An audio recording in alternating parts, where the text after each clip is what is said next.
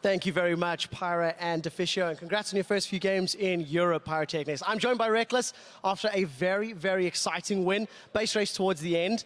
Ended up going in your favor. Was that quite an exciting moment, or did you know you had it?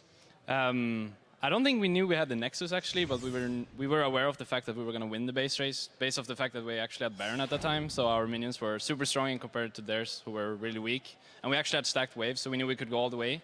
But it ended up being quite close in the end, actually, because we went all the way with it and they recalled, and it was closer than we wanted it to be, but at the same time, everyone was good to go for the call, so we just kind of went for it. And if it failed, you know, everyone was with it, so it didn't matter in the end. Well, that's really good to hear. Game started off fairly even. It was quite clear you guys had good dragon control. You snuck that Baron at 23 minutes. Did the game feel like it was always in your control, or at what point did you realize it was swinging in your favor?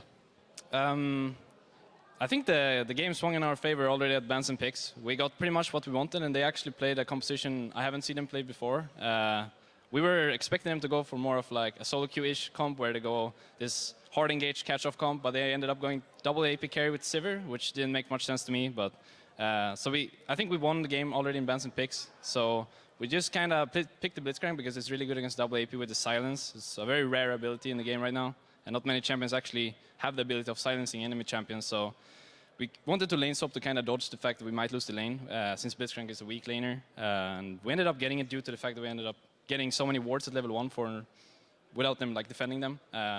So I think it, like, even from the start, we kind of knew we had it, and then we just kind of played it more perfect than we did yesterday, because yesterday we took so many risks and ended up getting picked off over and over against Fnatic. So today we just wanted to make sure we got this first win in LCS and then start the season from here, pretty much. Well, definitely a convincing win right at the end. 1-1, you mentioned the loss to Fnatic yesterday. How did it feel personally, losing to the team that you actually left, and more importantly, losing to Yellow Star as well? I mean, of course, winning against Fnatic would be a good thing for me, especially since we have this sort of nemesis status. But at the same time, I didn't really mind, because I was more of scared of the fact that we didn't like end up doing what we trained in scrims. So I was more worried for us than actually the fact that we didn't win against Fnatic.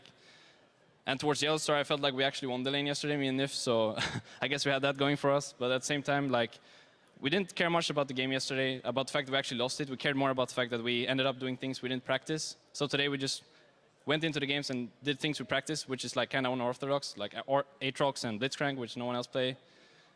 So I think today was much better than yesterday, and I feel a bit sad for yesterday, but then again, we're going to face Fnatic again one more time in Spring Split and hopefully tie it up for 1-1. All right, well, we'll have to see how that next matchup does work out. I do want to ask about some of the practice and, you know, the differences that you're experiencing in Elements in contrast to Fnatic. We heard in the video feature you were mentioning how you got a play style or a mindset that is more what you're looking for out of a team. What exactly is that, in your opinion?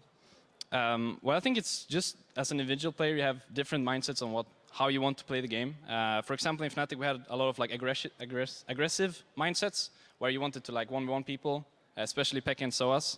And I'm not the kind of AD carry that kind of want to go for these 1v1s. I'd rather play it safe to not take a risk and then play it together. And I feel like that's what Elements kind of do. We go for these dragons and try to go for these safe plays and keep the game on a low kill score. And I feel like it just fits so much better with my style.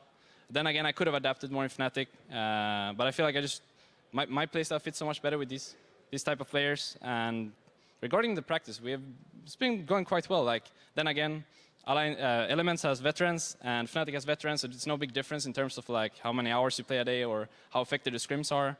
But the fact that just the mindset is the same makes a huge difference, actually. Well, that's very, very good to hear. We'll see how the training pays off for the rest of the split. Just one more question. I want to ask what your opinion is on the entire European scene as a whole. We've got week 1 now in the books. We've seen a couple of surprises. Unicorns look good. Obviously, Fnatic looking very impressive. What's your opinion on the top bracket and the bottom bracket of the 10 teams, and sort of how many teams are there? You know, is it a top 3, top 4, top 5, in your opinion, and why? I think this year, actually, many teams can shake up the board, because all these new teams coming in with so many motivated players ending up fighting against these veteran teams, it's actually very close games. I'm more surprised this year than I was last year, so I don't think it will be a top 3. I think it will more be a top 5. And then again, these teams can shake it up heavily, especially Unicorns, who I see as a top 5 team, definitely. Even Wolves yesterday impressed a bit. So it's like all these teams are coming in and improving a lot. And I think that has a big part to do with the coach being like more active now, because every team didn't have a coach last year. So every team actually getting a coach this year makes these, so to say, worse teams last year a lot better already. So I think this year will be a lot closer than last year, definitely. Well, it definitely makes it a lot more exciting for the viewers and for us to shoutcast. Congratulations again on the win, Reckless. We'll be seeing you more soon. We're going to throw it back over to Shocks and Crepo to break down